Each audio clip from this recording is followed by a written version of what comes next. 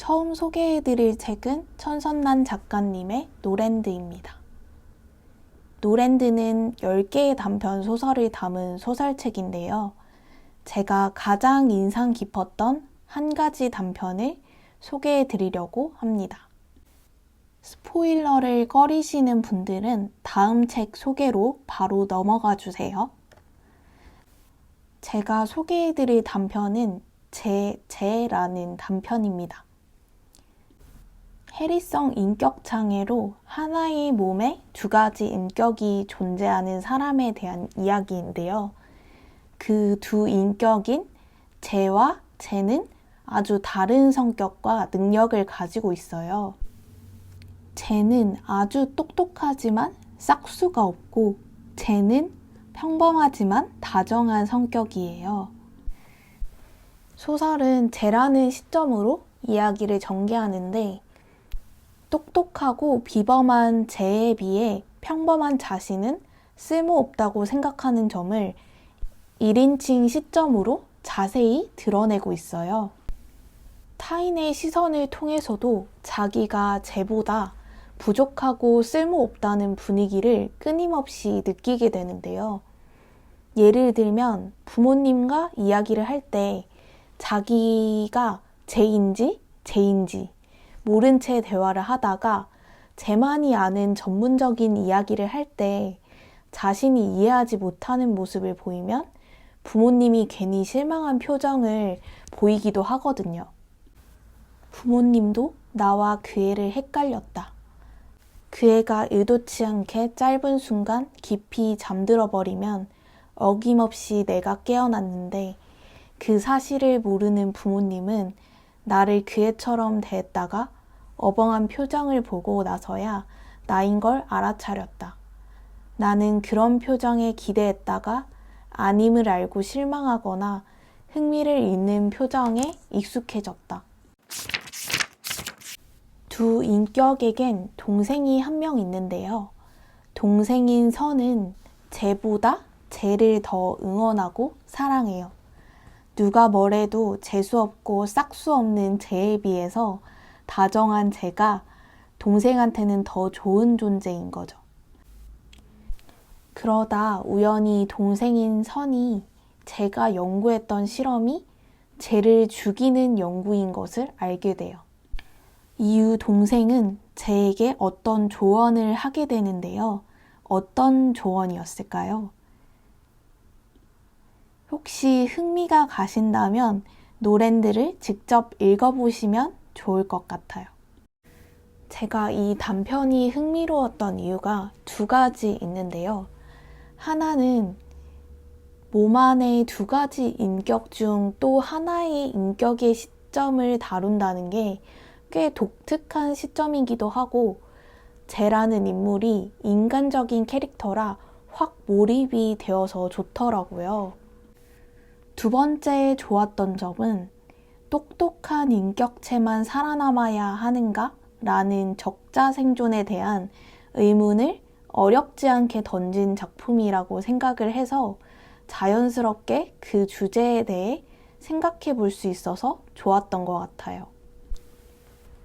노랜드 안에서는 환경이나 진화, 적자 생존 등 꼭 생각해 봐야 할 주제들을 어렵지 않게 다루고 있어서 누구나 그 주제에 대해 의문을 던져보고 나름의 생각을 정리할 수 있는 작품이라고 생각을 해요. 제가 SF 소설을 어려워하는 이유는 현실과 너무 다른 세계 같아서 이질감이 들어서였거든요. 근데 천선란 작가님 소설은 분명 미래의 이야기 같은데 인물 모두가 우리 주위에서 볼 수 있는 평범한 사람들 같아가지고 그 인물들에 집중을 하다 보면 SF 소설을 읽고 있다는 자각을 크게 하지 않게 되어서 좋은 것 같아요. 다만 노랜드는 어두운 분위기를 담고 있는 소설이 많기 때문에 참고해 주시면 될 것 같고요. 읽으면서 영화의 장면처럼 그려지는 몰입감 좋은 소설을 찾으시거나 미래에 인간이 생각해봐야 할 주제들에 대해 가볍게 입문하면서 자신만의 생각을 정리해보고 싶다면 읽어보면 좋은 소설일 것 같습니다. 두 번째로 소개해드릴 책은 정지흠 작가님의 젊음 ADHD의 슬픔입니다. 이 책은 이전 쇼핑 영상에서 소개한 책인데요. 브런치 대상을 받은 작품이죠. 정지흠 작가님은 26살에 ADHD 판정을 받으셨다고 해요. 이전까지는 내가 왜 이렇게 문제를 일으키는지 몰라서 힘든 날들이 많았는데 어느 날 병원에 가서 ADHD 진단을 받은 거죠. 근데 그 이후에 내가 이전에 일으켰던 많은 문제들이 다 ADHD 때문이라는 걸 생각하니까 일명 멘붕이 왔다고 해요. 책에서 ADHD 자가진단 문항들을 나열한 글이 있거든요. 이렇게 재밌게 표현한다고 하는 생각이 들면서 한편으로는 진단받기 전까지 스스로를 얼마나 의심하고 이유 없이 싫어하는 날들이 많았을까 하는 생각도 들더라고요.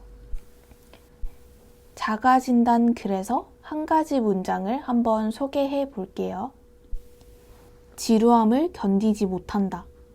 나는 천국에 도착하는 즉시 지루함을 견디지 못하고 다시 태어나 버릴 것 같다.